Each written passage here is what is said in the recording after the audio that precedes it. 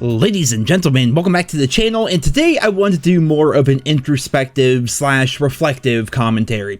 As we get closer and closer to Modern Warfare 2, we have a new generation of Call of Duty fans that are going to be hitting the scene. We have a new generation of Call of Duty YouTubers and live streamers as well that are going to be hitting the scene. What's weird is I remember back going from Black Ops 1 into Modern Warfare 3, which was a decade ago, more than a decade ago technically. I made a video where I was telling people, and I was kind of like telling this to myself at the time as well, like a brand new COD is a new opportunity for everybody. You know, if you're a content creator of some sort, like a new game is like your opportunity. Like right now, if you're just like starting a YouTube channel or trying to revive a YouTube channel, like in my particular situation, it's not the time because there's nothing going on. The new game is pretty much like no one's all that interested in the current game. Any news that comes out, people aren't all that interested. It's summertime, people are out and they're doing things. You know, it's the lull period in the Call of Duty life cycle. But as we get closer to Modern Warfare 2 and as we get closer to the actual launch of potentially the alpha, should that happen, as well as the beta, then the full launch of the game, that interest is going to respark, it's going to rekindle, Warzone 2 is going to be coming, and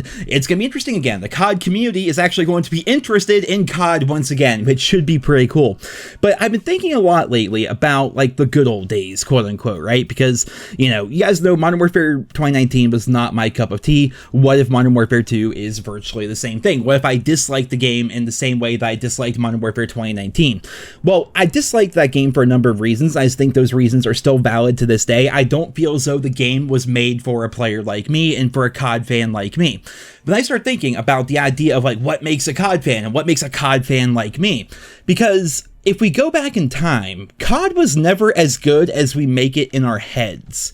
You know what I mean? Everyone seems to regard a game like, okay, Black Ops 2, to be fair, I think is what most people consider to be the best COD, and while it did have some imbalances and problems, overall, very good game. But also, right up there, like towards like the top 3 COD list for most people, we have Modern Warfare 2, the original Modern Warfare 2. And without the rose-tinted glasses, that game had so many goddamn problems. Like, the game was virtually unplayable there for a while. I remember we would do it. Like, we were the ones abusing this. There was a way to do glitches in that game, which will make it so anytime somebody searched for like search and destroy, for example, they would get thrown into ground war on Rust, like 9-on-9 on Rust, which should never be happening. I remember countless care package glitches. You guys remember, like when you moved super quickly while holding the care package marker in your hand, or if you tried mantling over a wall while holding onto a care package, you could then throw the care package out mid-animation and then get unlimited care packages called in throughout the entirety of the match. And then you had all the JTAG Xbox lobbies where certain things like only FMJ bullets actually worked, none of the other bullets worked. You had super speed, you had super jump, you had the kamikaze style system where you had like you could take like an RPG and run around with it, like a javelin, for example, or a stinger, and you could run around with it after doing a weird button combination, and then anytime somebody shot you, it would shoot your rocket at the ground, and then you would just basically be a suicide bomber.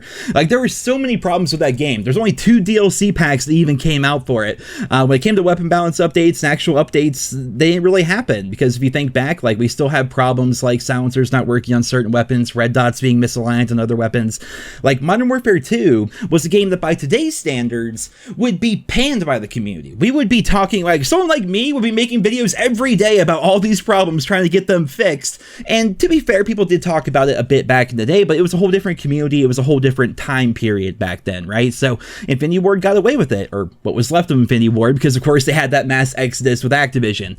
So that's an example of those rose-tinted glasses. Like, the game itself, while I do believe it still has some of the best maps of all time, some of the best weapon balance of all time, some of the coolest kill streaks and most iconic guns, like Modern Warfare 2 was sick, but let's not forget that it was not that well put together. There's lots of issues with it, and should that game have been released today, it'd be a whole fiasco, which is, I believe, why they haven't released a remaster of the original Modern Warfare 2's multiplayer. Leaks and rumors were suggesting a while ago that the game is actually done, but the developers are unhappy with all the changes that they had to make to fix the game, and they're not sure the community is even going to enjoy it anymore. That's just what the rumors and the industry insiders were saying.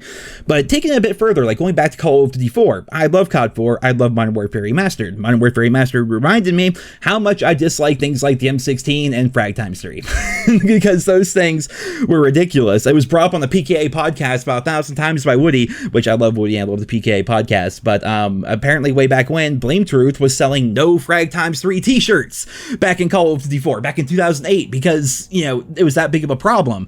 And what would that be like today if we had something as broken and ridiculous as Frag Times 3? Like, how would that affect our enjoyment of the game? If you go into World at War, we had the freaking MP40. I need not say more about the MP40 in that game. If you look back, most of the COD games that we nowadays revere as amazing and so cool, and I wish they would go back to that, and they should do this, you know, if we look back at it more objectively than rose-tintedy, I think we'll realize that there were a number of problems throughout COD's entire history. And so when a new game comes out like Modern Warfare 2, which is like a new beginning for so many people, there are going to be issues. There are going to be things that I dislike about it. There are going to be things that you guys dislike about it. There's going to be problems. Like 100%, there's no way it's going to be a perfect game.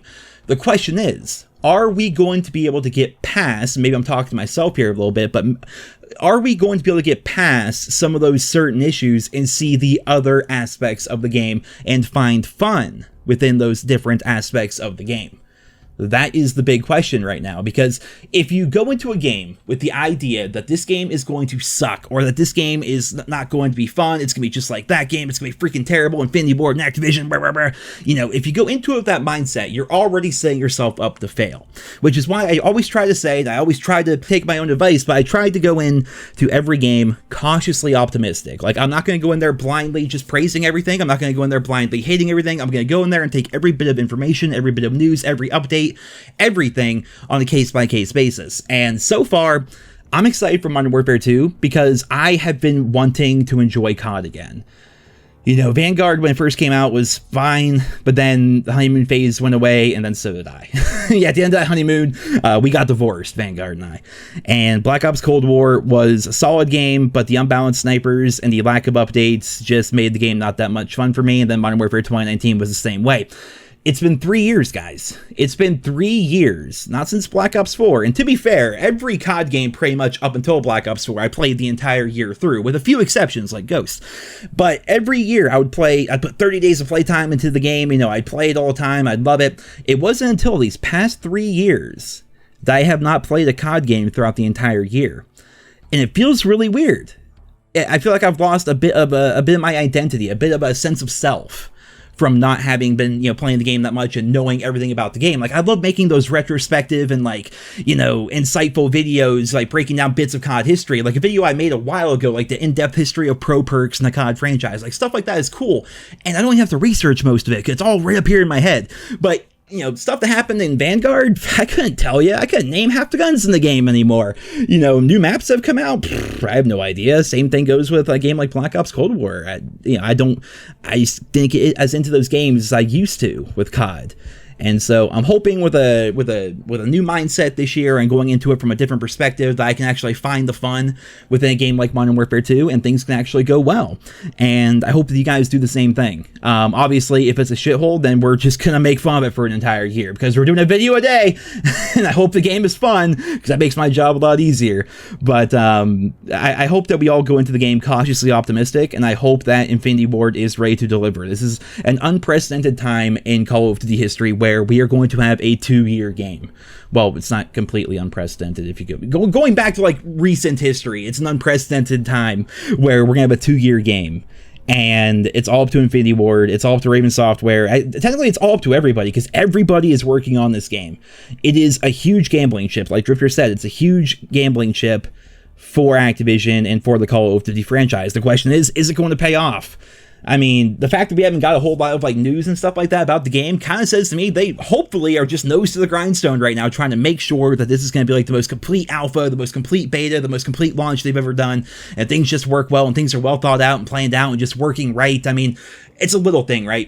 I get this is a tiny example, but I hopped on Vanguard the other day to play with my friends. The game crashed twice out of 3 games, and I got off, and I was just mad at myself for even trying to play and trying to enjoy that game. But one little thing, right? The game's out for how long? Your watches. Next time you play Vanguard, go look. Your watches clip into your character's arm. Your character's arm sticks through the stupid watch. And that is just the fact that they can't get something like that right, which is like the one thing, the one bit of customization you see on your character, which is that stupid watch, and the fact that that didn't even work for a game like Vanguard, that just shows me that they were not really putting all of their effort into a game like Vanguard. They just did not, like, they were working on a number of things. They tried, like, expanding with games like Champion Hill and things like that, but they weren't really all collectively and unifiedly focused, it's not even a word, on one driven idea and one solid vision.